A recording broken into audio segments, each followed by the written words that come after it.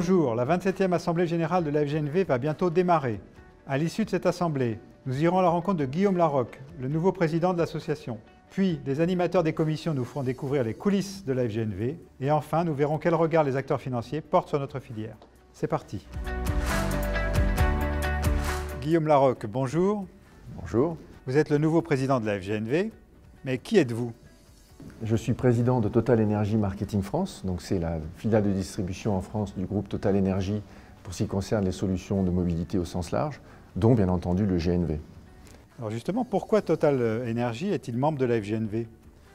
Parce que le GNV est définitivement une des solutions de mobilité pour le futur, à la fois dans sa déclinaison actuelle, aussi en tant que biogaz. Le groupe Total Energy est devenu le leader en France de la production de biogaz au travers de l'acquisition de la société Fonroche. Et c'est l'un des messages clés qu'il faudra qu'on fasse passer. Le GNV a sa place dans le mix énergétique. Très bien, alors maintenant vous êtes le président de cette filière du GNV en France. Quelle est votre ambition pour la filière? L'ambition, c'est vraiment ça, c'est de pouvoir faire comprendre que le GNV est l'une des solutions qu'il faudra avoir de toute façon. Aux côtés peut-être de l'hydrogène, de l'électricité et d'autres solutions bio.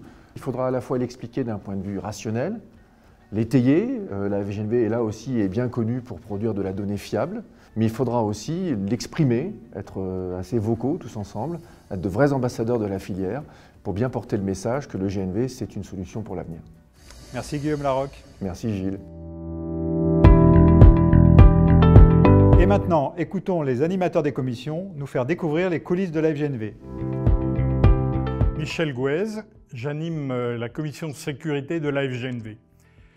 La sécurité, c'est fondamental, c'est dans l'ADN de l'association et il n'y a pas de développement sans sécurité liée au produit qui est le GNV, puisque nous avons un produit qui présente des risques et il faut absolument les maîtriser. La commission, elle associe tous les acteurs de la filière. On a pu faire évoluer la réglementation en matière de stations-service GNL, sur la circulation de nos véhicules dans certaines infrastructures particulières, comme les tunnels. On a aussi comme règle de fonctionnement l'échange d'expériences. C'est ainsi que la filière progresse dans son ensemble. Gaël Podionek, j'ai le plaisir d'animer la commission affaires publiques de la FGNV. Donc le périmètre est assez large, on s'intéresse bien sûr au pouvoir public français, mais également à tout ce qui touche au règlement européen. La commission affaires publiques se réunit toutes les 6 semaines, avec environ une vingtaine de participants, avec un ordre de jour qui est établi soit à partir de l'actualité, qui est toujours très riche avec la mobilité gaz, soit avec des sujets un petit peu plus de fond, comme la préparation de la campagne présidentielle 2022. La commission affaires publiques produit un certain nombre de documents. Donc on a produit un position paper qui visait à mieux intégrer et faire reconnaître le GNV et le bio-GNV dans les règlements CO2 européens. Qui finance notre filière? Pourquoi? Comment? Interrogeons 2 adhérents de la FGNV. D'abord, Frédéric Ronald d'Arkea Bank. C'est parti. Frédéric Ronald, bonjour. Bonjour Gilles. Alors tu es directeur transport et logistique chez Arkea Bank. Ma première question, pourquoi une banque adhère-t-elle à la FGNV? Il faut que nos actions soient évidemment rentables, mais aussi qu'elles aient un impact positif sur un certain nombre de critères, et notamment sur les critères environnementaux. Le transport, c'est un de nos secteurs prioritaires, mais il y a notamment une chose à faire, c'est d'accompagner le monde du transport dans la transition énergétique, puisqu'il va falloir transformer toute la flotte de nos transporteurs en France et en Europe, et qui vont devoir se doter des structures permettant d'alimenter ces véhicules. Deuxième question Frédéric, quelles actions menez-vous au sein de la FGNV?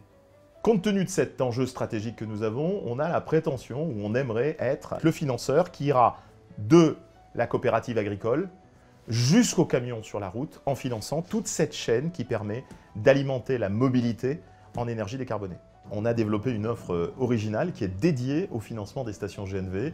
On est aujourd'hui en capacité d'avoir une offre de financement locatif et on espère qu'on va pouvoir financer beaucoup de stations avec cet outil.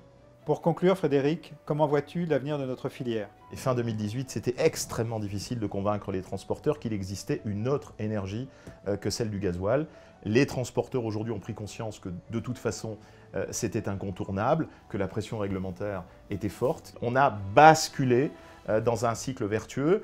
On le voit, c'est clair, c'est net et je pense que c'est irréversible et ça c'est plutôt une bonne nouvelle. Merci Frédéric pour ce dynamisme au service de notre filière et de la transition énergétique dans le transport. Merci Gilles. Et maintenant, allons écouter le point de vue de la Banque des Territoires. C'est parti. Gauthier Châtelu, bonjour. Bonjour Gilles. À la Caisse des dépôts, tu es directeur adjoint infrastructure et mobilité au sein de la Banque des Territoires. Quel est le rôle de cette banque? C'est à la fois l'investisseur public qui doit placer de l'argent public de manière avisée et au service de l'intérêt général. Nous recherchons des bons projets qui permettent de développer la France, les territoires, dans un développement durable, donc au service de la nation.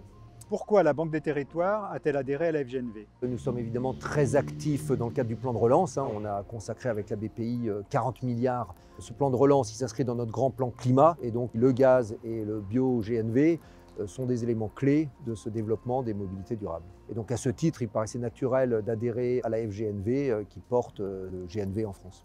Comment se traduit l'action de la Banque des Territoires au service de la filière du GNV?